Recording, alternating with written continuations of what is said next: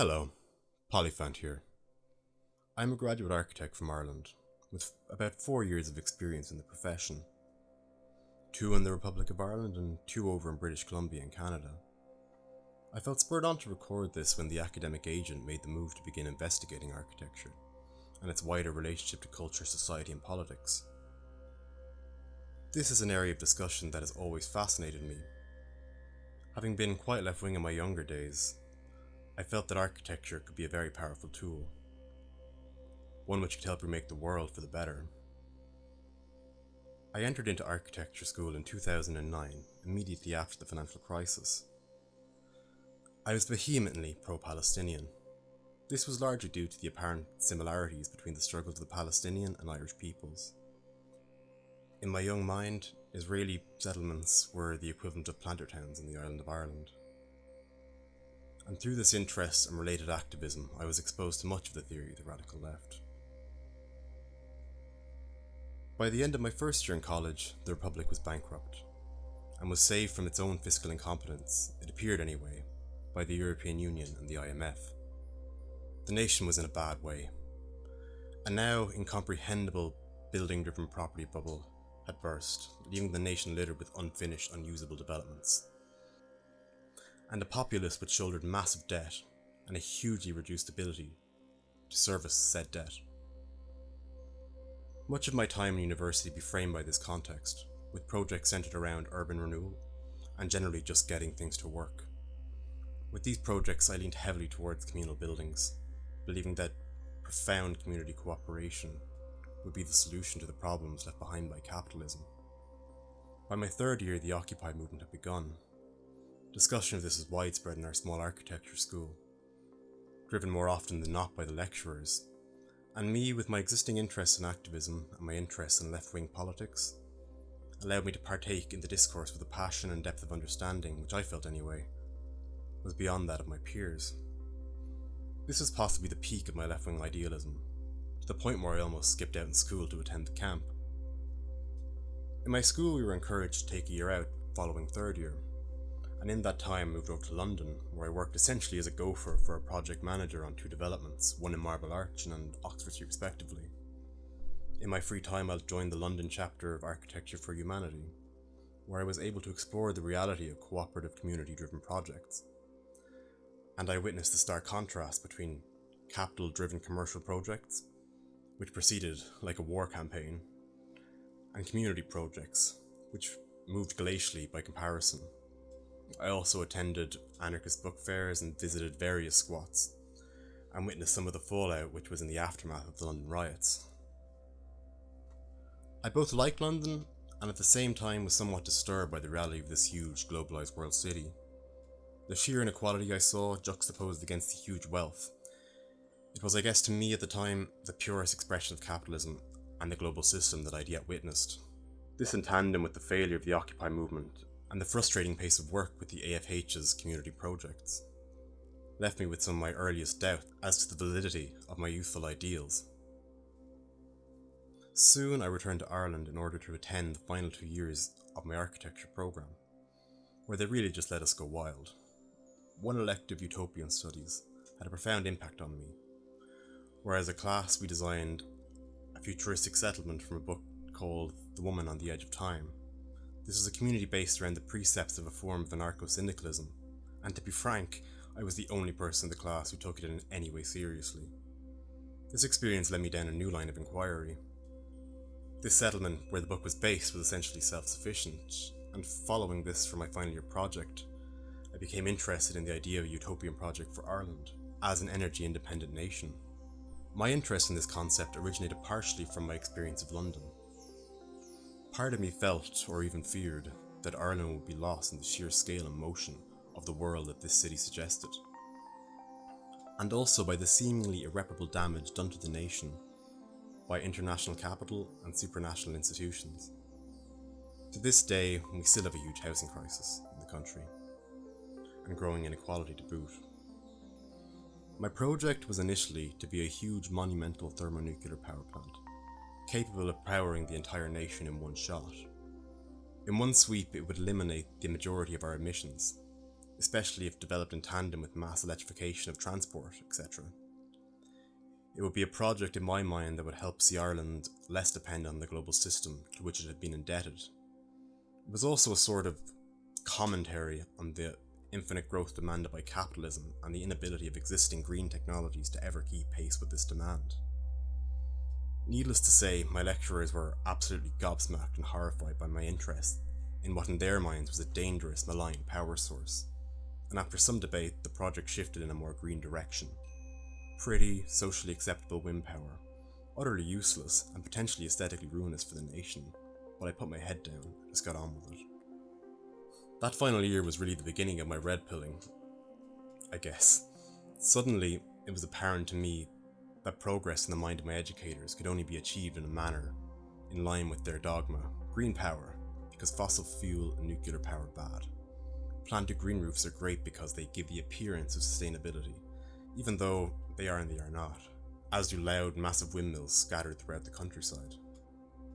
This was compounded by the ongoing migrant crisis that was occurring around the same time. Suddenly our school was engaged in the design and fabrication of shelters for the migrant camp at Calais. The provision of 1 or 2 overly designed shelters intended for the women and children of the camp was suddenly in vogue, and people in the school leapt at the project, with little or no understanding of the complex nature of the reality of the camp. They helped in a way that would benefit themselves, having pretty shelters to show in their portfolios, and patted themselves on the back for it. Shortly after graduation, I entered the workforce, working for a small company mostly doing private housing. And as the migrant crisis deepened, so too did the calls for sympathy for the largely Muslim migrant population, echoing the hollow virtue signals of my former school. But despite this, at the time, I thought Merkel was largely correct in her actions. Having no interest in identitarianism or even a hatred for it, I saw that demographically Europe needed numbers, and ultimately could help to raise the standards of living in their home countries, just like Irish immigrants have done for centuries. Needless to say, I was completely wrong. It was too much too fast. This was a realization that accumulated in the spate of sexual attacks that occurred one New Year's in Germany. At this time, the economy in Ireland was still weak, and it was becoming apparent to me that our government was more akin to a sort of middle management as opposed to a real executive, unable to tackle issues, cutting back always, and insisting we needed to keep in line with EU fiscal policies, all the while doing everything in their power to sell the countries to multinationals, international investment funds, giving tax breaks for companies willing to set up operations in Ireland, and providing great rent returns for investment companies willing to snap up prime properties and bad debts in the capital and other urban centres. All of this did indeed promote some economic activity, but at a huge cost. We'll get to that bit later. Initially, I thought Brexit was a silly idea. However, seeing the response from Europe, the wildness of Project Fear, the aforementioned situation in Ireland, even the distance of leadership from the public bothered me from an anarchistic perspective. Brexit to me became sort of a glimmer of hope that it might be possible for Ireland to leave the EU. And to be frank, Ireland and the UK's economies are so close, it seemed to me that a hard Brexit would really put a lot of pressure on Ireland's relationship with the European Union. At this point, my old beliefs were at breaking point. I discovered Sargon during this time, ending my previous diet of Noam Chomsky and Slavoj Zizek, and with Trump's election campaign, the culture war became as clear as day to me. And this is part of the reason why I decided to move to the west coast of Canada. Alongside getting some good work experience in a country with a healthier building industry, I wanted to see for myself a true west coast city, as this is where a lot of these woke ideas seem to originate from, and to see in a way if the accumulation of these ideas led to a place worth living in. And during my time in Vancouver, I saw a lot. I witnessed trans protests against alleged TERFs, women skipping around screaming death to all men, hilariously political slam poetry competitions, Leninist reading circles, homelessness and public drug use on a scale I never thought possible, outside of some contrived post-apocalyptic cityscape. I even remember overhearing a conversation between 2 women about a civic website, where the discussion was essentially, how do we stop right-wing people from using this? I met with few of the actual colonial Vancouverites, who were slowly but surely being priced out of their own city, largely by foreign buyers, which echoed the situation back home. and many in a way were sick of the endless waves of transitory visitors like myself.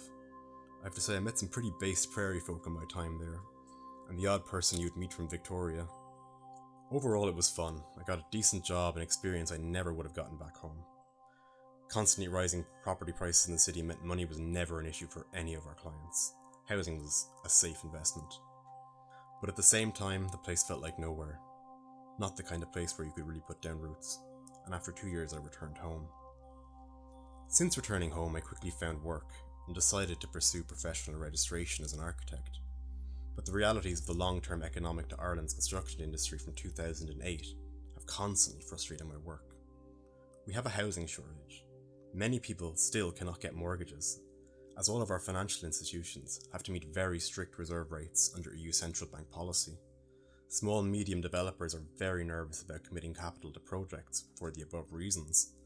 All the while, supranational commitments like the Paris Accord lead to ever more complex regulations and standards that inevitably drive up the costs of building. The vast majority of projects never made it past tender stage, due to a general lack of contractors being available for less profitable domestic work. Again, being brought mostly to urban centres to build offices, commercial and higher density residential developments, mostly student accommodation for international students or build-to-let projects. Ordinary middle-class people in this scenario can barely afford to build, and social housing developments by the government are failing entirely to house more working-class folk. Most local civic projects, i.e. community centres, are essentially funded via the EU through a hugely complex process that makes it difficult for smaller local architects to become involved. This to me is the continental system beginning to be physicalised in the Republic, shifting us slowly from being a nation of home and landowners to a nation of urban renters, where the ability to really carve out a space for oneself is restricted basically to the very wealthy. The government all the while celebrates a boom generally limited to our larger cities, all the while fulfilling its EU refugee commitments by seeding various flagging villages and rural towns with direct provision centres, taking advantage of failing hotels and the like, enriching the locality in the process. The city where I live now is largely awash with young folk from other European Union states, who are in fairness just looking for any opportunity to get on in life in the stagnant Eurozone. The number of Irish homeless on the streets I've seen has exploded since my return from the West Coast. That inequality that so shocked me in London seems to have made it back here to Ireland at last. The public drug use almost seemed to follow me back from the West Coast. And that sense of home and shared history and a simple, deep-felt love of Ireland was under attack by economically driven migration. With each passing day, the nation feels less like Ireland, and more like the sanctioned English-speaking zone of the European Union. Anyway, that's my Barstool biography. Next video I do have plenty of thoughts regarding topics brought up during the architectural analysis stream, particularly about the French.